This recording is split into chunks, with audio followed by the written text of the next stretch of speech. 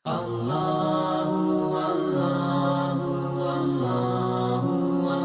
جمعه مو د خلافت متعلق خبره شروع کړې وه چې د نبی کریم صلی الله علیه وسلم د وفات نه پس څوک خلیفه شو، هغې پسې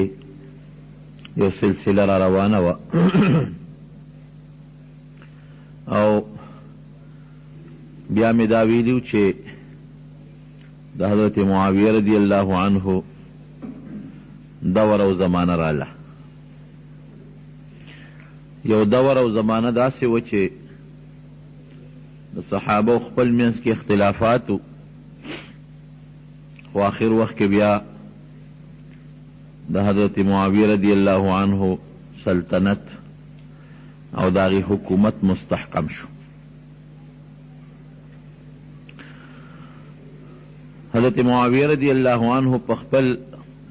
زندګۍ کې او په خپل ژوند کې لا وفات نو، د خپل زوی دپاره یزید ابن معاویه دپاره د خلکو نه بیعت اغشتل شروع کړل. اوس دې زمانه کې چې انتخاب کیږي د مشر، نو هغه د وټونو په ذریعه کیږي، او هغه زمانه کې چې به انتخاب کېده نو د بیعت سلسله به وه. خلکو به یو مشر له لاس ورکه، بس دا به د هغوی وټو. نو په خپله زندګۍ کې او په خپل ژوند کې د خپل زوی دپاره د یزید دپاره بیعت شروع کړ، او چونکې هغه په خپله جمدی و، حکومت یې خپلو، د حکومت چې څومره والیان و ګورنران هغې خپلو، د فوج سربراهان او مشران یې خپلو، نو دا مرحله ورته ډېره اسانه وه. او عامو مسلمانانو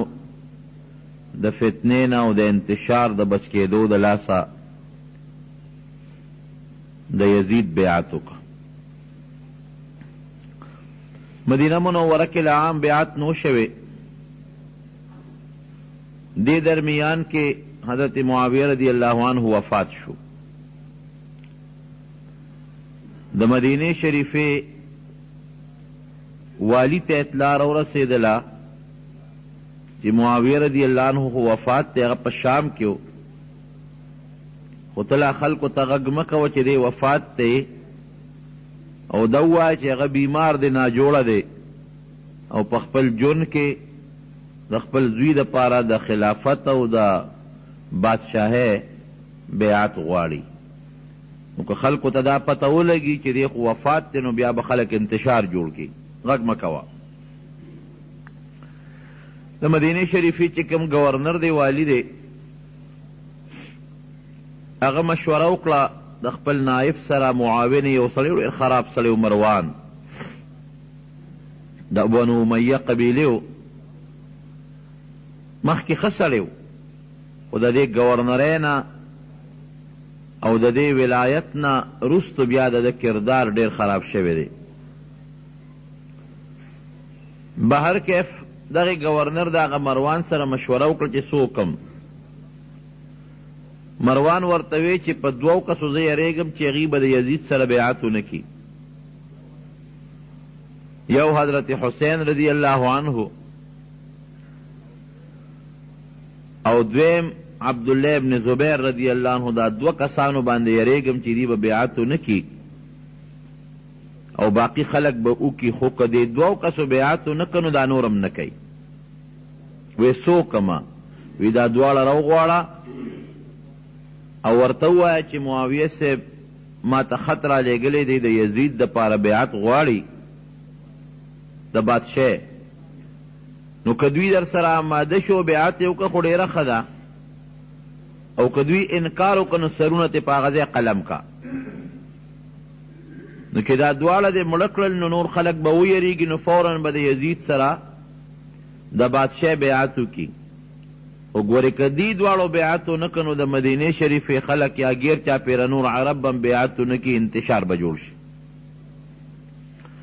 گورنر ښه سړی و، نرم دل و.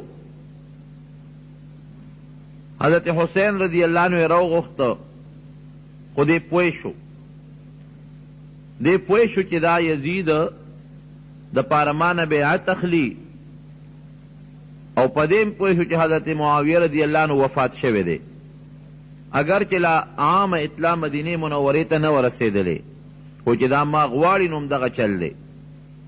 ځان سره یو څو کسان بوتلل او هغه د گورنر د محل نه د دربار نه بار ودروله او وایي که ما آواز وکړو نو ما پسې راننوځئ،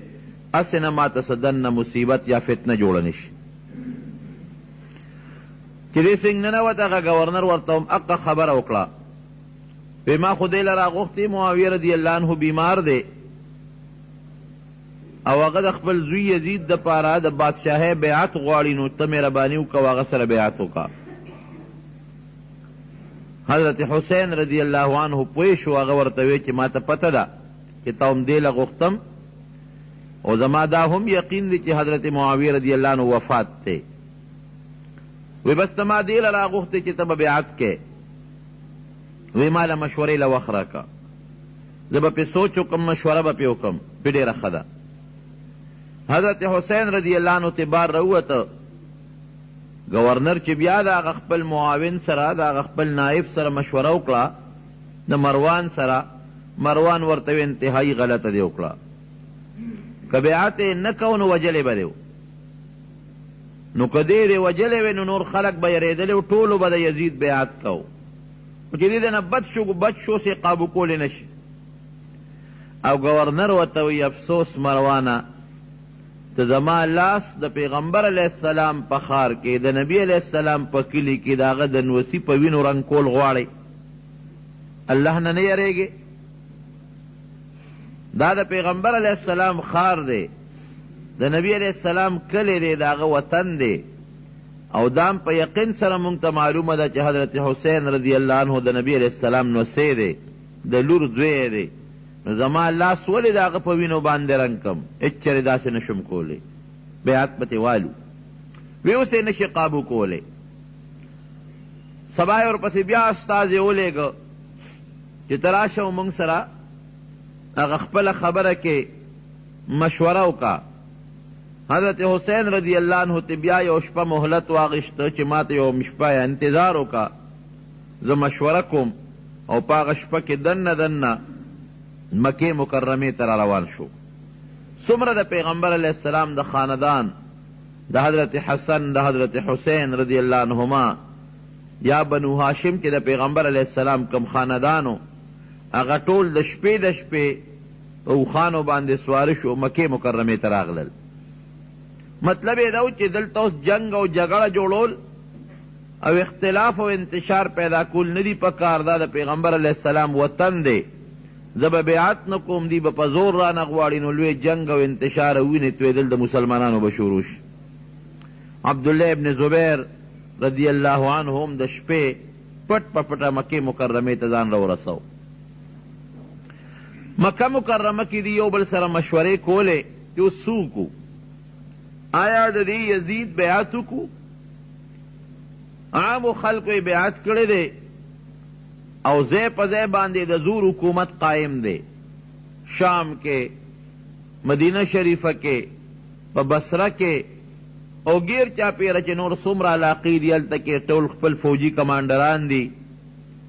د بیت المال مشران دي، فوجي جرنیلان دي، بادشاهان، والیان، گورنران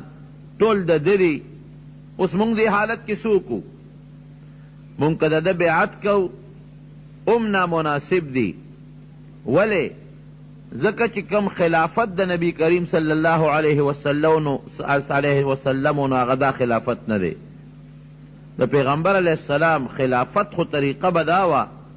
چې کم درې خاوندان به هوښیار او پوه خلک به هغوی به راجمع شو، هغوی به خپل منځ کې فیصله وکړه چې کم انسان د بادشاهۍ لپاره اهل دی نو ابې بادشاه که. د حضرت ابوبکر صدیق رضی الله عنه بادشاهی او خلافت هم دغسې وه، د حضرت عمر فاروق رضی الله عنه خلافت هم دغسې و، تر اوسه پورې موروثي بادشاهي نه وراغلې، نه حضرت ابوبکر صدیق خپل زوی بادشاه کړی دی، نه حضرت عمر فاروق خپل زوی بادشاه کړی دی، بلکې عمر فاروق رضی الله عنه چې کله په خپل جون باندې خلیفه مقرره و نو یو شورا یې جوړه کړه، د یو څو کسانو وی چې زه وفات شم نو دا شورا دا څو کسان به کینی او دوی به مشوره وکړي چې څوک د دوی خوښ هغه د بادشاه کی همدغه شپږو کسانو کې چې کم د چا خوښي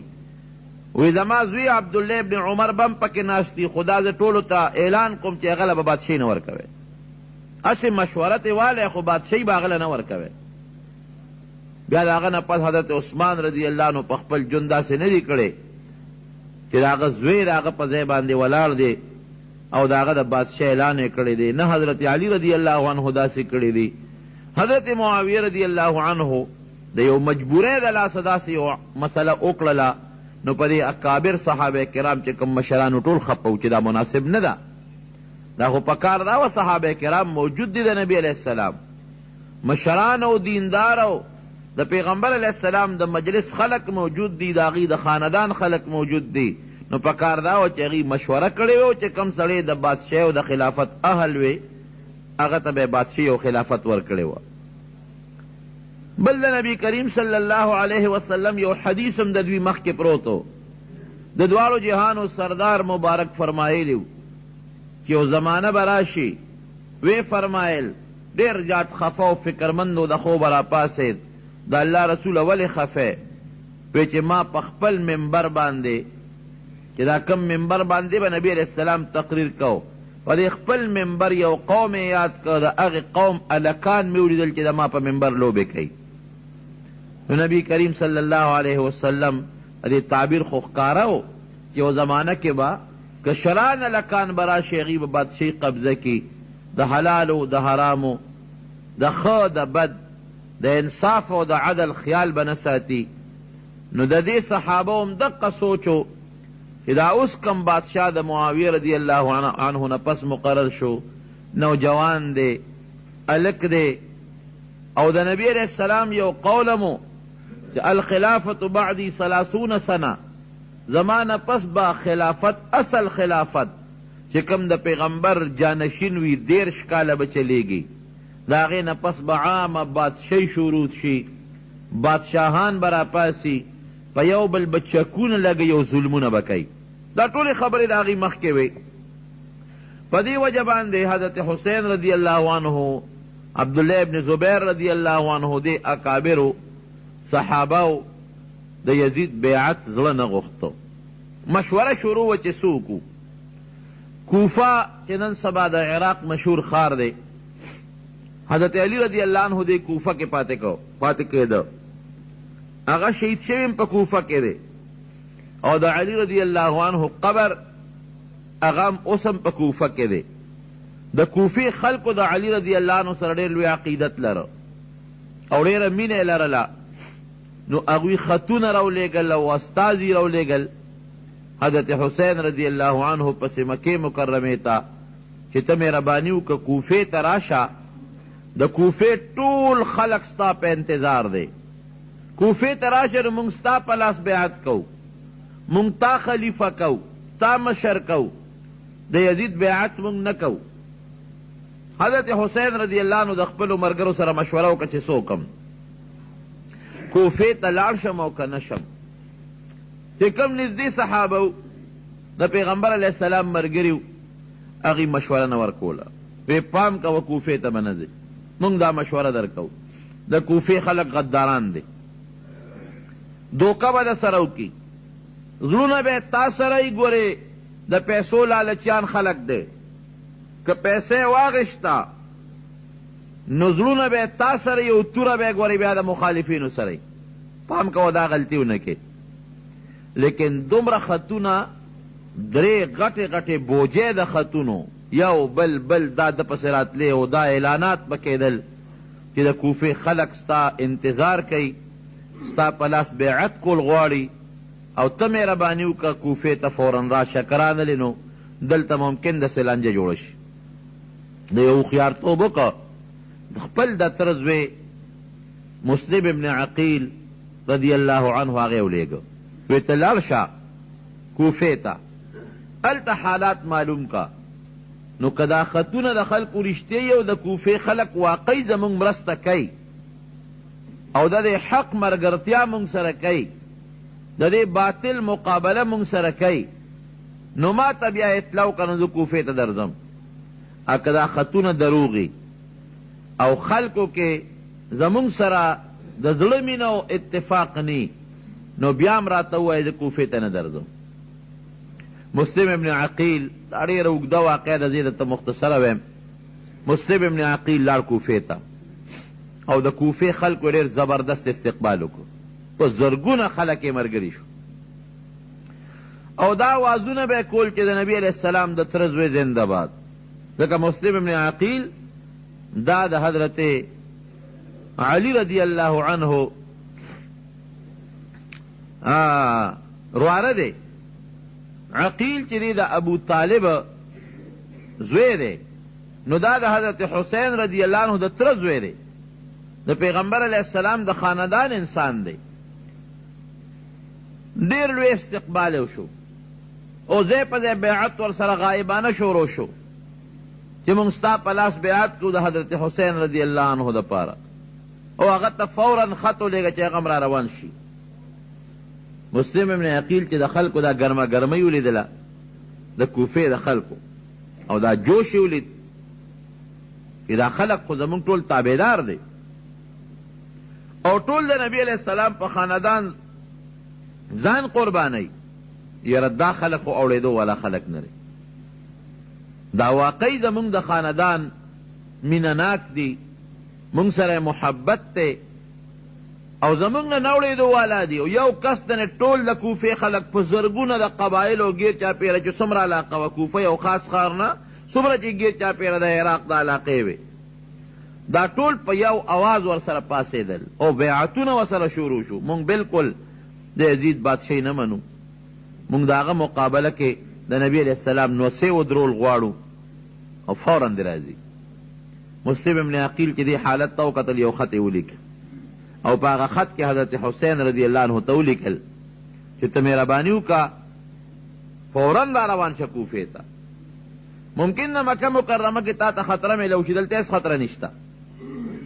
هغه خو هغه ظاهري د خلکو هغه مینې ته وکتل. د کوفې خلک ټول زمونږ ملګري دي، هېڅوک زمونږ مخالف نشته او ټول په مونږ ځانونه قربانوي. حضرت حسین رضی الله عنه ته خط را روان شو، خو پیاده سفر یې بلا مزل به و. دې خوا یزید ته پته ولګېدله، شام ته اطلاع میلو شوه چې حضرت حسین رضی الله عنه خو مکې مکرمې ته راغلی دی، د مکې خلک هم ورسره ټول ولاړ دي ستا خلاف. او بیا کوفې ته د تره زوی راورسېد مسلم ابن عقیل او ټول د کوفې خلک ورسره ودرېدل او بلکې یوازې ودرېدل نه، د هغه دپاره بیعت هم شروع شو. اپوی شو هغه وی که دا کوفه هم زما مخالفه شي، د مکې خلک هم زما مخالف شي، او دا خو د نبی علیه السلام نوسې دی، که دې لږم میدان کې ودرېده نو دا ټول خلک د ده مرسته کوي او زما بادشاهي خو بیا بربادېږي. زما څوک د مقابله کې چې ته بادشاهي لي، راشه زور نه کار واله. نو د بصرې چې کوم ګورنر و کوفې سره مخکې یو ښار دی، دا م عراق کې راځي، عبیدالله ابن زیاد، هغه ته یو خط ورولېږه او هغه ته یې فورا کوفې ته لاړ شه. او د کوفې خلک پاره طریقه چې ده حضرت حسین رضی الله عنه او د عبیدالله ابن د مسلم ابن عقیل نه د هغه د تره د دوی نه واړوه. پیسې غواړي پیسې ورکه، مشرۍ غواړي مشرۍ ورکه. په پیسو کار نه کېږي او په زور کار کېږي، نو چې څوک مخالفي ختم کا، مړه کا، خدا فتنه ختمه کا. عبیدالله ابن زیاد چې کوم د بصرې گورنر و د یزید د طرف نه دی راغی کوفې ته او د کوفې جامع مسجد کې اعلان وکړ، خلک یې ځان ته را جمع کړل. هغه سره خپل لښکر دی، د بصرې نه ځان سره راوستی دی. جامع مسجد د کوفې لوی جومات کې ودرېده او دا اعلان یې وکړ چې خلکه زه یزید چې د امیرالمؤمنین دی،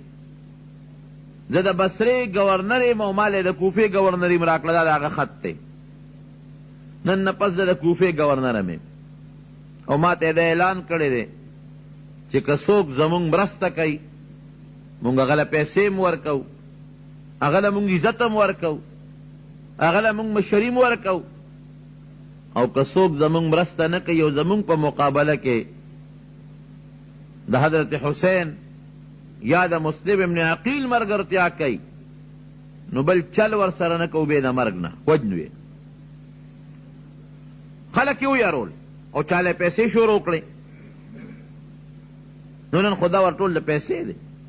تاسو دا په عراق کې او په افغانستان کې یو ځای په ځای نه دا خلک ولې نن د امریکې مرسته کوي ورته ښه پته ده د یهودو او د امریکې هغه د مسلمان دشمني م ورته معلومه ده دا م ورته معلومه ده چې یاره د امریکا او د یهود زمونږ په دې وطن کې څه کوي خلکو ته پته ده هر څوک ته خبر دي په افغانستان کې څو کړل په عراق کې څو کړل د عراق کې به دا چغې والې چې یاره عراق چې دی نو دا نوې وسله او ایټمي وسله ده او هتیار دی ورسره او معاینه کار به یې لېږل چې دې معاینه کارو سره مدد نه کوي امداد ورسره نه کوي او د ایټمي وسله جوړه کړې ده او دی کړي دي هغه یې کړي دي تر ننه پورې دې ټولې دنیا ته پته ده چې په عراق کې چېرته ایټمي وسله خو دا چې اسم چا څه پیدا نه کړی شو په خپله اقرار وکوو یاره مونږ چې په کوم مقصد په عراق حمله کوله نو هغه غلطه او هېڅ قسمه هتیار پکې نشته نه پیدا کړی شو افغانستان کې وی یاره وي دا طالبان چې دي دی وی د ښځو حقوق او عامو خلکو ته خپل حق نه ورکوي د څه حق ولا ورکړه څومره دنیا تباه کړل او څومره خلک شهیدان شو څومره ښځې پکې کونډې شوې څومره بچي یتیمانان شو د دې امریکې دا ظلم زه وایم چې بچي به مني کې دا ظلم کوي ټول پاکستان کې نه ټوله دنیا به مني کې دا ظلم کوي هر څوک به مني لیکن بیا هم ډېر خلک ملګري دي د زړه نه نفرت به د هر مسلماني د امریکې سره ولې بیا خلک ملګري دي صرف د پیسو د تمې په لالچ باندې پیسه ورسره ده لګیا دي ډالرې په افغانستان کې تقسیموي لګیا دي ډالرې په عراق کې تقسیموي هغه ډالرو باندې او هغه پیسو باندې د دنیا خلک په خپله قبضه کې واخیستل پیسه خو داسې یو شی دی قسم دی الله دې زمونږ هم ایمان ته خیر کړي یعنې پیسه چې راشي سړی بیا د ایمان نه هم پې ورتېري هغه دور د صحابو او هغه دور د نیکانو صالحینو هغه تېر شوی دی چې هغوی به ایمان په مقابله کې دولت او بادشاهي پار سے لاړې توکلې هغه دور تېر دی اوس د کوف چې دی راغی او د اعلان یې وکړه بس مشرانو له پیسې ورکړې دومره پیسې تقسیم کړله چې د کوفې خلکو خو یا د مسلم ابن عقیل د پاره د زنده‌باد نارې کولې او کوڅه په کوڅه ګرځېدل او هغه به په اوږو سوره او دا د نبي علیه السلام د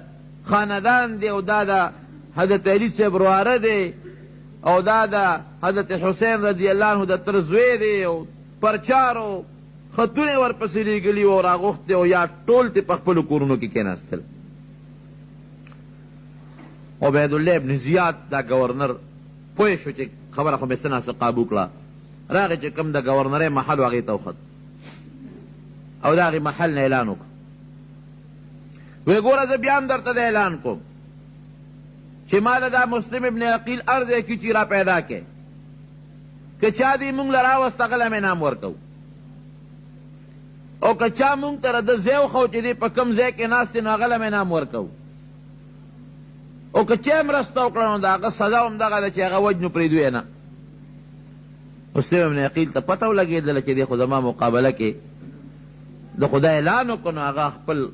د کوفې خلکو ته وایي چې راځئ ستاسو خو ما سره ولاړ یې ځای چې ورځو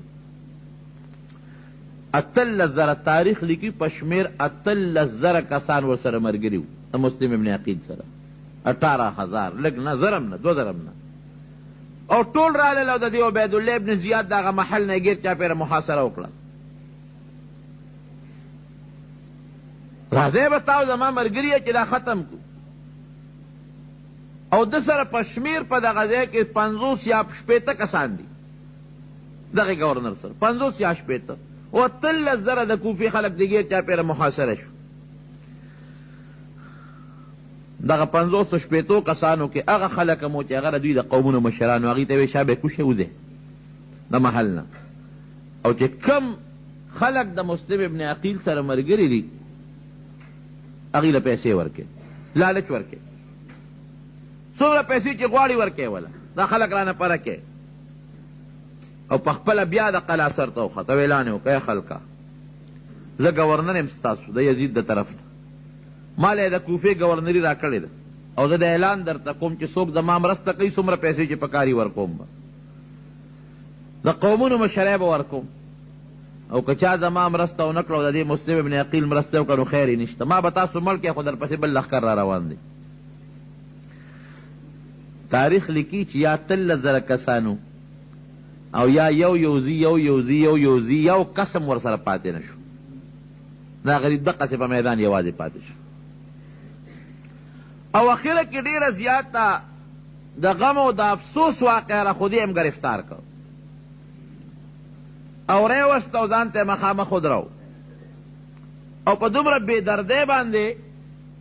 گرفتار که چې دی کله گرفتار کو نو دی ووهه او دا شونډه او دا پوز او دا غاښونه یې وتل دی نه وینې به دی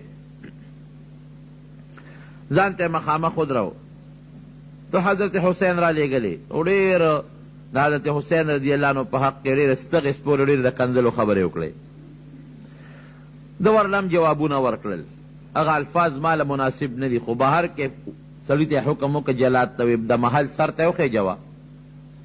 او هلته په توره ته سر ووهه او سر او تنې دواړه لارې ته وغورځوه چې خلک ته عبرت وایي وی یو وصیت کوم هغه خو مې ومنه که نه وی وایه څه وصیت دی دی وی یو وصیت خو دا دی زما یو وصیت وبنه باقي زه چې ته سوی نو بس مړ وجنې مې او کار څه کوې خو زه ستا په لاس باندې یا د یزید په لاس بیعت کول نه غواړم خو یو وصیت مې ومنه وی وصیت څه دی وی یو خو دا دی چې زما لاش زما یو رشته دار دلته کې هغه ته حواله کړه چې ما لاش خښ کړي ما د مرګ نه پس دویم ما باندې 900 درهم د یو سړي قرض دی دغه رشته دار ته دا وصیت کوم چې د ما هغه قرض خلاصه کړي او دریم زه یو خط لیکم د حضرت حسین رضی الله عنه په نوم باندې ځکه هغه ته ما یو خط لیږلی دی او ما ورته وی چې د کوفې خلک زمونږ ډېر تابعدار دي نو ممکن ده چې هغه را روان شوي نو که هغه راغی خو دغه حال دا غم دی دا کم چې زما و ما سره د خلکو چې کومه غداري وکړه خو دا غداري هغه سره هم کوي زه هغه ته یو خط لیږم چې ته مهرباني وکړه ګورې کوفې ته مه راځه د کوفې خلکو چې دا ما سره څوکل دا حال ستا هم دی ګورنر هوښیار هغه ډېره ښه ده رشته دار یې وله راوغوښته 3 واړه وصیت یې وکړل وی دا 2 به دې ومنو ستا دا قرض به هم ستا دا رشته دار خلاص کړي خوښه یې خپله ده که خلاصوي که نه خلاصوي مونږ یې نه منې کوو دا دویمه خبره دې منولي که حضرت حسین ته رضی الله عنه ته ښه خبره ده که رانغې جنګ به ونشي جګړې نه به مونږ هم بچ شو هغه هم بچ او دا درېیمه خبره دې نه منو چې ستا لاش دې ښخ کړي ستا لاش به همدقسې په دې میدان پروت وي ته نه منو اوچت یې که بره د قلا سر ته او هغه ظالم جلاد ته سر وو سر یې لاندې پرېوته او وجود لیله ته ورکړه هغه هم لاندې پرېوته ځای دومره اوچت و تاریخ لیکي چې دې ځمکې له راغې نو د خپې دا ډوکې مات شو حضرت حسین رضی الله عنه ته خو اړومبې خط رسېدلی و ده خو ورته لیکلي و ځکه د کوفې خلکو خو اړومبې ډېر مضبوط استقبال کړی و هغه ته خط ورسېد چې د کوفې خلک خو زما مرسته کوي او زما د تره د زوی استقبال وکړه او د عدل او د انصاف د حکومت دپاره زما شاته ودرېږي زموږ نه ځان قربانوي خپلې قافلې ته یې حکم وکړو ځان تیار کړې ځو کوفې ته څومره چې په مکه مکرمه کې مشرانو هغې وله مشوره ورنه کړئ مزه تر دې حده پورې عبدالله ابن زبیر رضی الله عنه ورته وی ګوره د کوفې ځمکې ته چې قطعا لاړ نشي دغې خاورې ستا د پلار سره وفا نه ده کړې تا سره هم ګورې وفا نه کوي دغې خاورې ستا ورور سره حضرت حسن سره وفا نه ده کړې تا سره هم وفا نه کوي مه کوه عبدالله ابن عمر رضی الله عنه چې کوم د عمر فاروق رضی الله عنه زوی دی هغه ورته نصیحت وکړو عبدالله ابن عباس د حضرت عباس رضی الله عنه زوی دی هغه ورته نصیحت وکړو چې ګورې پام کوه کوفې ته لاړ نشي مه ځه کوفې ته د کوفې خلک در سره وفا نه کوي او موږ درته منت کوو زاري درته کوو د خدای په نوم درته قسم اچو چې کوفې ته مه ځه او حضرت حسین رضی الله عنه کوفې ته اراده و چې د خامخا ځم نو دا سوال په تاریخ کې راځي چې هر کله دې ټولو مشرانو دې منې کو دې ولې نه منې کېده ولې نه ته ولې پاتې شوی به وکنه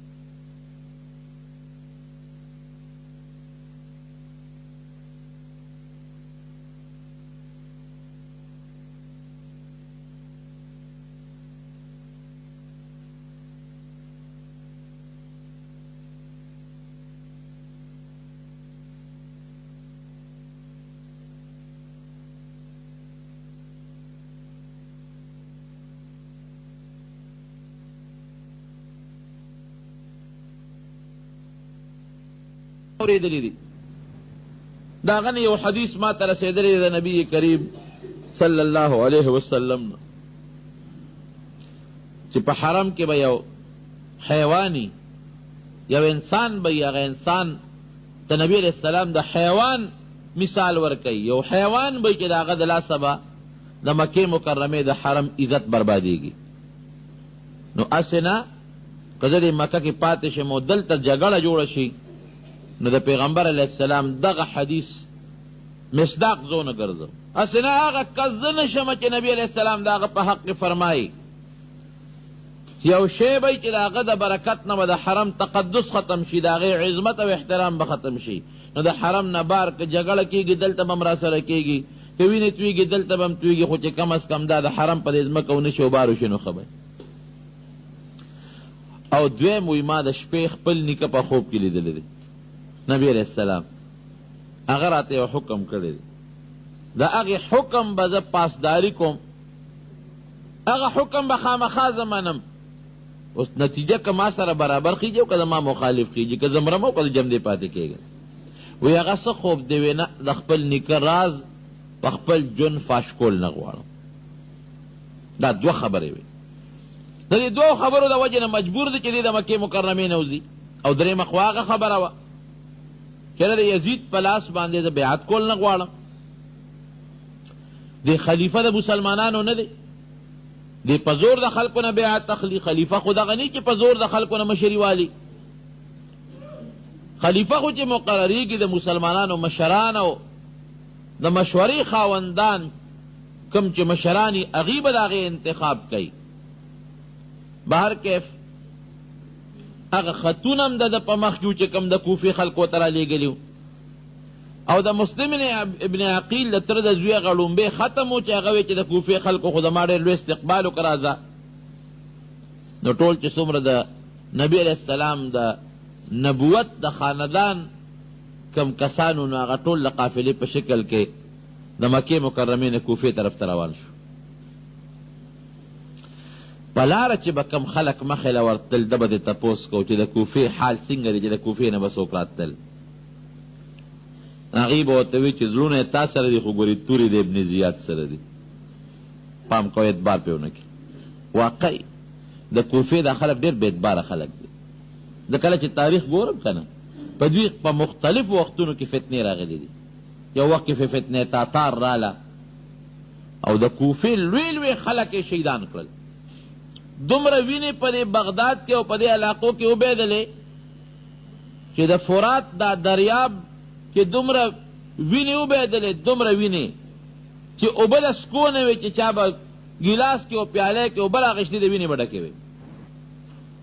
او کوفه کې دومره د دین کتابونه پخوا خو په قلم به کتابونه لیکل،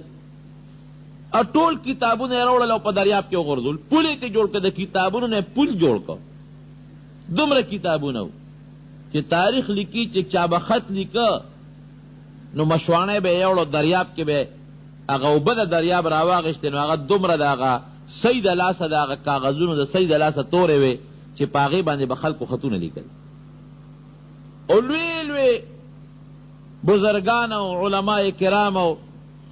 دیندار او نیکان چې څومره و هغه ټول شهیدان کړل. دا یو دور راغی، ولې دې خلکو ظلم کړی دی. اوس هم تاسو وګورئ په کوفه کې او په بصره کې او په عراق کې څومره خلک مري، څومره پکې شهیدان کېږي. دا هم هغه اثر دی، هغه وجه ده، مخکې نه را روانه وجه ده چې دې خلکو په دغه زمانه کې د نبی علیه السلام د خاندان سره ډېر لوی انتهایی ظلم او زیاتې کړی دی. لیکن دته خو د تره د غزوې هغه خط مخکې و، ما درته ووایي هغه خوب یې مخکې و، نو دی برابر روان دی. عبیدالله ابن زیاد خو اوس خپل تسلط په کوفه کې قایم کړ. خلک یې ویارول، څوک یې مړه کړل، چاله پیسې ورکړې، دباو شو خلک. لښکر یې را روانې کړې او ټولو لښکرو ته حکم ورکړه په لارو باندې چې ته دې لار باندې ځه، ته په دې لار ځه. او چې کوم ځای کې د حضرت حسین رضی الله عنه لښکر درته مخکې راشي نو هغه لښکر یې دې ګرفتار کې مالی راولي. او که چرته دې ګرفتارۍ له ځان نه درکوي نو فوراً ته سر قلم کې. او کدی واپس مکی مکرمی ته دی چې واپس پریم نه دی، پلار باندې مختلف قافلې راځي او د ده سره ملاقات کیږي. بالاخر یو ځای کې ورته د مسلم ابن عقیل رضی الله عنه د تره د زوی د شهادت اطلاع راورسېدله. هغه خط چې هغه کوم هغه وصیت کړی ولا راورسېد. خپل قوم یې کېنه هغوی سره یې مشوره وکړه چې اوس به څه کوو. دا خو واقعي موږ نه غلطه وشوه. موږ خو وایو چې د کوفې خلک ډېر ادباري خلک دي، دا خو بې ادباره وختل. دی خو زما د تره د زوی لومبې استقبال وکړه، د هغه ملګرتیا وکړله او بیا همغه یې شهید کړ. څه به کوو؟ اوس پکې مسلم ابن عقیل هم شهید شو، د هغه چې کوم رونه دي، د هغه چې کوم خپل خلک دي، هغې وایي چې نه اوس خو مونږ خامخا کوفې ته ځو، هر څه چې کېږي. او حضرت حسین رضی الله عنه هم په دې سوچ کې دی چې ما هم د نبي علیه السلام په حکم را روان شوی یم. پیغمبر علیه السلام خوب کې ما ته حکم کړی دی. مشوره د ټول خاندان نبوت په دې وشوه، که ماشومان دي او که ښځې دي او که لوی دي او که واړی چې ځو، هر څه چې کېږي. وړې وړې معرکې په لاره باندې کېږي، وړې وړې معرکې. بالاخر ډېره اوږده واقع ده، یو ځای بل ځای بل ځای، او مشهور یو د غم او د افسوس یو میدان چې هغه مشهور میدان د کربلا دی، د کوفې په خوا کې، هم د عراق په علاقه کې، هغې ته حضرت حسین رضی الله عنه د خپل خاندان سره ورسېد. او دا تقریبا 2 یا 3 کسان دي، ټول ماشومان او لوی زنانه او نارینه. یو خوا د نبی علیہ السلام د خاندان قافله ده او بل طرف ته د هغه ظالمانو جابرانو قافله ده. د هغوی مشران دي حر او زهیر، دا د هغوی مشران دي. په دې کې هغوی سره خبرې اترې هم شروع شوې، تاسو مه ځئ کوفې ته، واپس پرېږدی، نه واپس هم نشئ تللی، نه مو مخکې پرېږدو نه مو شاته پرېږدو، څه به کوو؟ بس یو لاره ده، هغه دا ده چې ته به مونږ له لاس راکې. حضرت حسین رضی الله عنه ته وایي مونږ به دې بوځو یزید له، او د هغه په لاس به بیعت وکړي، نو خبره خلاصه ده. او که دا خبره نه منې نو بل هېڅ لار ستا دپاره نشته، نه دې مکې مکرمې ته واپس پرېږدو، نه دې کوفې ته پرېږدو. او مونږ ته دا هم حکم دی چې مونږه تا باندې دریاب د اوبه هم بندو، اوبه به هم نسکې. لوی فوج دی دا ابو عبیدالله ابن زیاد چې دا کوم د یزید گورنر دی. حضرت حسین رضی الله عنه ورته وایي هر څه چې کېږي کېږي، به خو زه ستا د فوج ته یو تقریر کوم، که دا خپل فوج دې ما ته کېنو، یو 2-3 خبرې دې مخکې کوم، باقي چې ستا اوس څه خوښه یې به کوم. ډېره ښه ده، څه چې لکه ارمان یې ووایه. حضرت حسین رضی الله عنه پاسېد او دې ټول قوم ته ویې قومه ما ته مه ګورئ او یزید ته مه ګورئ، هغه چا اولاد دی او زه د چا اولاد یم. یوه دویم دا دی چې زه په خپله خوښه کوفې ته نه یم را روان شوی، زه خو تاسو را غوښتی یم. نو چې تاسو ما سره غداري کوله نو بیا هم زه را غوښتم. ولې؟ خو د دولت او د پیسې دا نشه د انسان په ذهن کې کېني، سړي نه بیا هر څه یېري. ما ورته وایي بیا ایمان د سړي نه هم یېري. قوم ورته وایي د فوج هغه لښکر چې څومره دی، ته چا را غوښتې؟ مونږ خو نه را غوښتې. نو هغه 3 واړه بوجۍ خطونه یې ورته په میدان کې وغورځول، وایي دا ستاسو خطونه دي. او د هغې نه به یو خط راغېشته، د هغه مشرانو چې کم په دې لښکر کې موجود وو، فلان کې شته؟ وایي دا ستا خط دی که نه دی؟ وایي نه زما نه دی. دا بل فلان کې په دې ستاسو په دې لښکر کې شته؟ وایي دا ستا خط دی که نه دی؟ ټول خطونه یې ورته وښول، وایي دا مونږ نه دي لیکلی. چا را غوښتې؟ مونږ نه را غوښتې. بهر کیف سخته مقابله دا میاش غالبا چې بیګاله و میاش ختلی، ګمان دا کوم وریځ ده، الله دې باران لم صبر ورکي. خو راتلونکي جمعه هم پکې راځي، زما ګمان دا دی چې عاشوره به میاشتې پته نه لګي، خو حکومت خو غالبا د اتوار ورځ ویلې ده، خو یا به د خالي ورځ شي یا به د اتوار ورځ شي. د عاشورې متعلق څه احکام دي بلې جمعه کې به درته ووایم. خو دا میاشت د دې میاشتې د محرم چې کومه لسمه ورځ ده د عاشورې ورځ چې ورته مونږ وایو، په دغه شپه باندې حضرت حسین رضی الله عنه د خپل خاندان سره بیا مشوره وکړه، او خصوصا خپل خور سره حضرت زینب رضی الله تعالی عنها هغې سره مشوره وکړه. لیکن دا ګوره دا خاندان د نبی علیه السلام او کومه بهادري چې د نبی کریم صلی الله علیه وسلم په سینه کې پرته وه، هغه بهادري د زنانه او د ماشومانو په سینو کې هم پرته وه. ورورې ته چې په کوم مقصد را روان شوی هغه مقصد دې څه کړه؟ زمونږ مقصد خو دا و چې د حق دپاره ځو او د باطل مرسته او ملګرتیا به نه کوو. هېڅ پروا نشته، که ته په دې لار کې شهید کېږې نو هېڅ پروا نشته، شهادت خو مرګ دی که نه، نو مونږ خو د مرګ نه خلاصېدی نشته. که نن د مرګ نه بشو سبا به مرو، که سبا نی بلوز به مرو، بلوز نی بلوز به مرو. نو خپل بچی سره زین العابدین علی ابن حسین او بیمارم و ماشوم نوجوان کشر هغه سره مشوره کوي، بچی ستا څه خیال دی؟ ای بابا هېڅ خبره نه ده، مرګ له ورځ مقرر ده، او داسې خبره نه ده که زمونږ دا مشران تاسو یا مونږ شهیدان شو نو خو یو ورځ ورپسې وروستو را روانه، په هغې به بیا یو بل سره ملاقات کېږي که نه. خو تا چې کوم خوب لیدلی دی او خپل نیکه درته په خوب کې څه ویلي دي، بس هغه خوب خپل رښتونی که هېڅ پروا نشته. بیا د خپل قوم ته یو ډېر افسوسناک تقریر کړی دی، خپل چې څومره د خاندان خلک دي، وایي مونږ خو د حق په لار کې روتې یو او د عدل او د انصاف د حکومت د قیام دپاره خپل کوشش دی، او د یزید د ظلم او د بادشاهۍ د نظام مقابله که هغه نه غواړو، دا مقصد دی. او خپل نیکه راته یو وصیت کړی دی، په هغه وصیت عمل کوم، هغې پسې راوتې او د کوفې د ظالمانو خلکو راغوښتې، مګر چې دي را سره دوکه وکړه.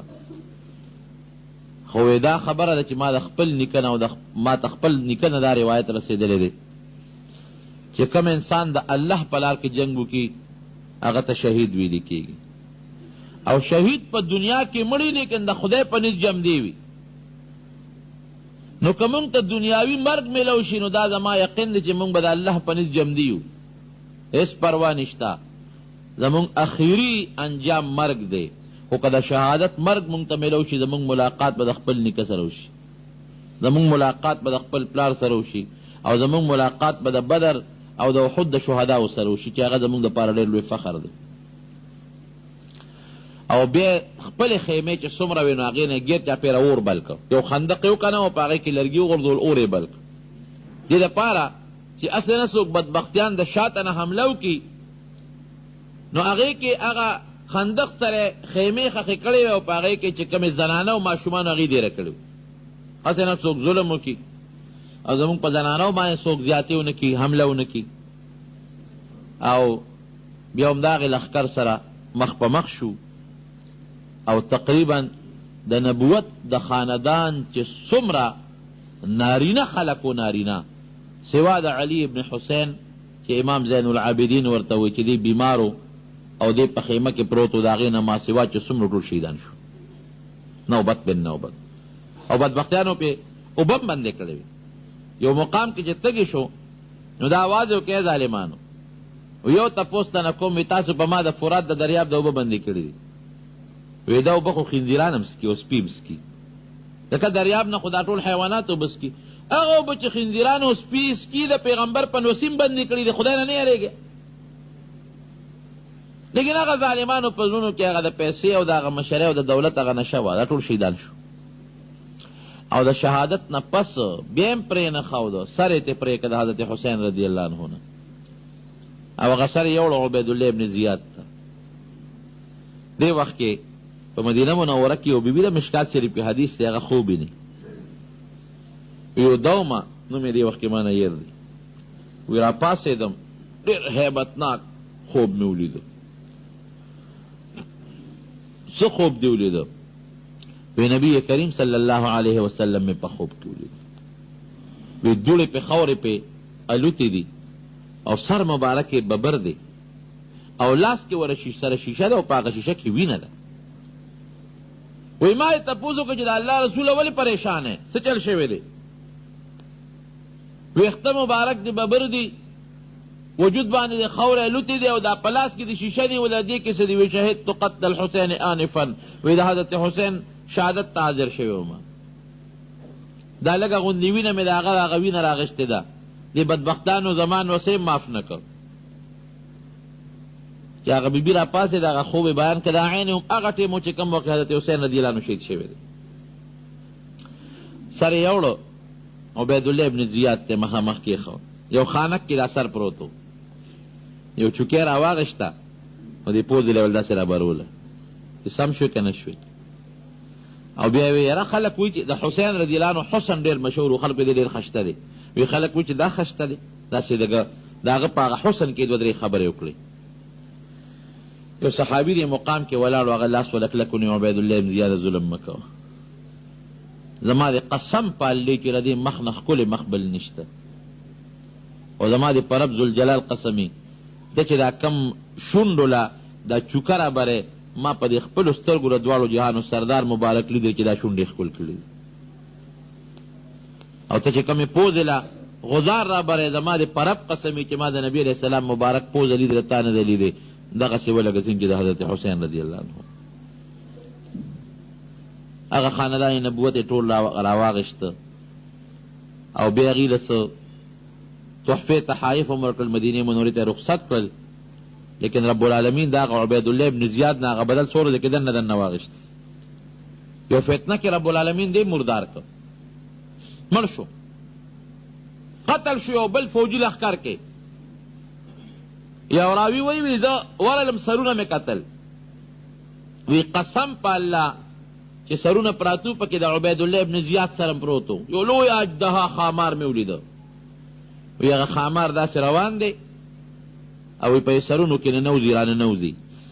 یو سر بویی بل سر بویی بل بویی بل بویی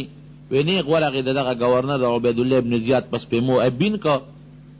او بیا راووتله او بیا ورله بیا بویی که او په سپېمو کې دننه هغه خامار ورننوت په حقیقت کې په دې میاشت کې د نبی کریم صلی الله علیه وسلم د دغه نبوت د ګلونو سره دا انتهایی ظلم شوی دا زموږ د مسلمانانو دپاره یو ډېر لوی عبرت دی یو خو مسلمان له دا عبرت دی چې که د چا زوی د چا رور یا څوک پخپله دغسې د یو باطل په مقابله کې د کافر په مقابله کې ګیر شي د هغه دپاره د حضرت حسین رضی الله عنه شهادت عبرت دی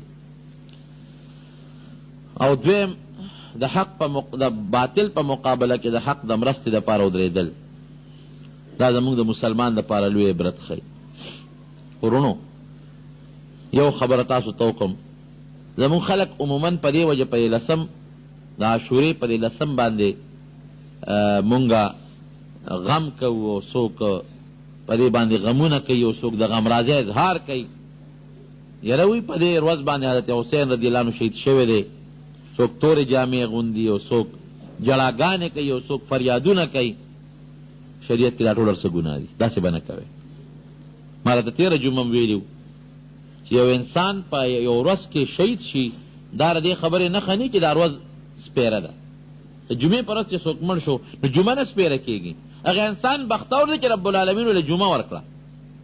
یا د عرفې په ورځ باندې څوک شهید شو دا به نه وایي چې د عرفې دا ورځ سپېره ده نه دا انسان بختور دی چې رب العالمین د عرفې غوندې ورځ وله ورکړه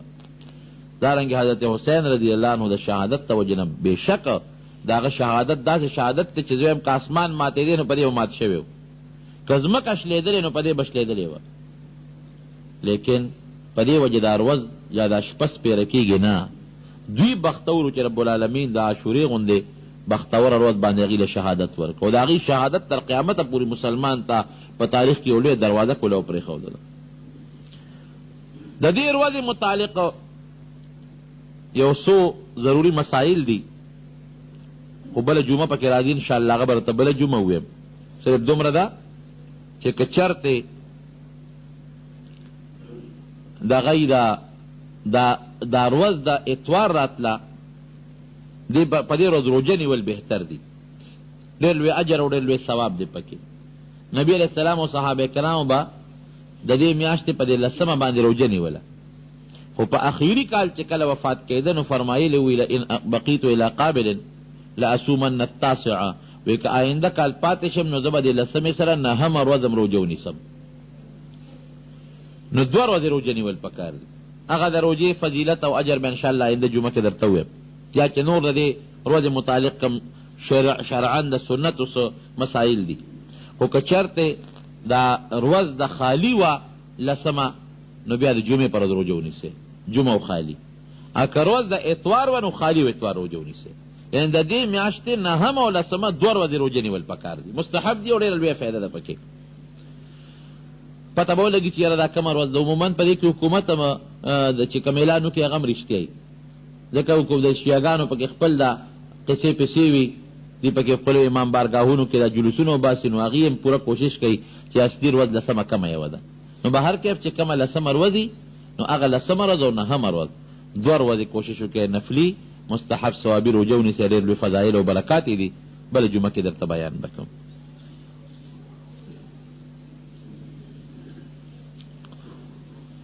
په جمعات کې د سوره یاسین ختم او په جمعات کې ځانونه کول یو بل ګوټونو کې دا څنګه دي دې باره کې باران ودرېږي او که نه، دا زموږ د صوفیه حضراتو طریقه ده. د بزرګانو څه قرآن حکیم کې یا په حدیثو کې د دې ذکر نشته، خو زموږ د صوفیه حضراتو یو طریقه ده. بعضې کتابونو لیکلي دي چې باران نه ودرېږي، 4 کسان د 4 ګوټونو کې ودرېږي، قبلې ته د مخکې یو کس سوره یاسین شروع کړي چې مبین ته ورسېږي نو هغې د بانګ ووایي 4 بیا د بل مبین ته ورسېږي بیا د هغه 4 واړه بانګونه ووایي. نو چې دا څومره مبینه دي په دې باندې دا 4 کسان بانګونه ووایي نو پروردګار به باران ودرېږي. او ما درته ووایي نه قرآن کې د دې ذکر شته او نه په حدیثو کې ذکر شته دی. دا زموږ د دې بزرګانو او صوفیو یو طریقه ده، او زما په خیال چې دا لازم او فرض یې ګڼل نه دي پکار، او که یو سړی یې کوي چې یاره که رب العالمین اسم بانک کې ډېر لوی خیر دی او سوره یاسین هم د برکت صورت دی، نو بهر کیف ممکن ده چې الله تعالی پې باران ودرئ. جمع دعا وکړئ دغه شهداو دپاره چې دا کم تکلیف او کم ظلم په دغه خاندان نبوت باندې شوی دی. پروردګار یقینا که موږ دعا کوو که نه کوو د هغې ارواح واقعي د شهداو روحونو سره ملګري دي، خو الله تعالی د هغوی ارواح د نبي کریم صلی الله علیه وسلم او د نورو شهداو سره ملګري کړي. او پروردګار دا چې چا ورسره ظلم او زیاتې کړی دی رب ذوالجلال د هغې د سخته سنګینه سزا او سنګین عذاب دی له پروردګار ورکړي. او د دې دا شهادت رب العالمین تر قیامته پورې د مسلمان دپاره د خیر او د سعادت ذریعه وګرځولی کړي. نور چې څومره شهیدان په مخ د ځمکه د کافرانو په ضد کې را روان دي، الله دې د ټولو شهادت د شهیدانو د شهادت د وینو د برکت نه زموږ د مسلمانانو مجاهدین کامیاب کړي. څومره مجاهدین چې په مخ د ځمکه دي الله ته کامیاب کړي، او څومره کافران یهودیان امریکایان د هغې ملګري پروردګاره ته ورته لاول ورته د هدایت دعا کو الله د اسلام هدایت نصیب کې، او که دغې په قسمت کې نی په خپل قهر و غضب یې تباه و برباد کې. پوه کوي باران دپاره خصوصا ځکه باران واقعي باران خو د الله رحم وي او رحمت وي، خو چې کله زیات شي بیا د الله قهر او غضب وي. نو رب العالمین په چا ظلم او زیاتې نه کوي، خدا زمونږ د ګناهونو او زمونږ د اعمالو نتیجه ده. مونږ خلک زکات نه ورکوو د خپلو مالونو، مونږ خلک د ظلم نه منې کېږو. هر انسان بچې په پلار باندې او پلار په بچو باندې، ګاونډي په ګاونډي باندې، او یو بل سره ظلمونه او زیاتي شروع دي، زکاتونه څوک نه ورکوي، بدعملۍ فحاشۍ شروع دي.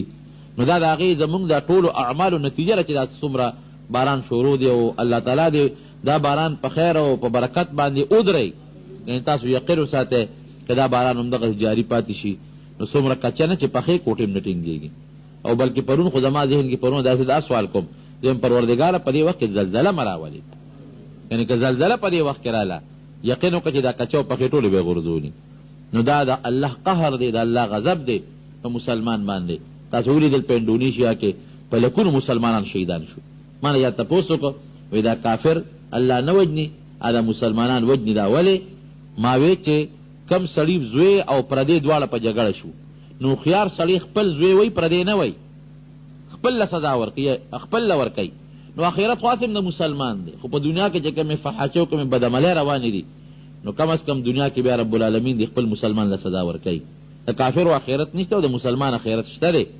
نو رب العالمین دی موږ د خپل قهر نه وساتي، یا الله موږ د غضب نه وساتي. الله زموږ د اعمالو د وجې نه که دا باران په موږ وي، پروردګاره موږ د خپلو ګناهونو توبه وباسو، الله دا باران بند کړي. یا الله ته بند کړي، یا الله ته باران د صبر ورکړي. او پروردګاره دا خپل وطن او دا خپل مسلمانان، دا خپل حیوانات، دا خپل غریبانان پروردگار د خپل غضب او د خپل قهر نه محفوظ کړي. که څومره مریضان دعا وته وکړي چې الله ولا شفا ورکړي، څومره قرضداران دي رب العالمین دې قرضونه خلاص کړي، څومره مسلمانان حج له تللي دي او یا هلته پاتې دي یا راغلي دي، دعا وکړئ چې د ټولو مسلمانانو الله قبول شوی حج نصیب کړي، چې کوم هلته ایثار دي الله دې په خیر و عافیت رسولي کړي او زمونږ د رب العالمین د بیت الله حج نصیب وګرځولي کړي. وصلی الله تعالی علی خیر خلقه محمد و آله و اصحابه اجمعین.